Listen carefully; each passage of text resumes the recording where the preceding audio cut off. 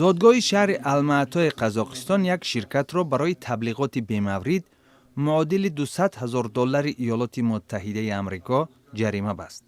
شرکت در یک رکلامش بوسابوسی بستکار قزاق قرمانغازی صغیربای اولی و ادیب روس الکساندر پوشکین را نشان می‌دهد. هدف از این رکلام ترغیب یک طربخانه همجنسگراها بوده است که باعث خشم و غضب بسیاری‌ها گردید.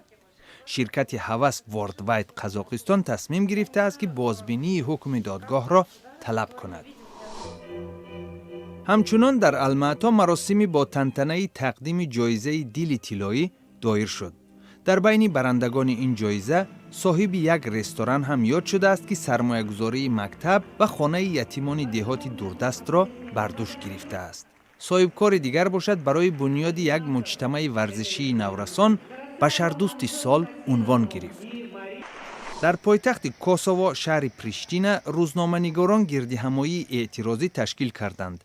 یک روز پیش از آن خبرنگار یک شبکه خصوصی تلویزیونی محلی از ضرب کارد مجروح شده بود. طبق اطلاع رسیده یک شخصی که 2 سال پیش با این خبرنگار مصاحبه کرده بود او را 3 دفعه با کارد زده است. خبرنگار برای معالجه به شفاخانه انتقال داده شده است.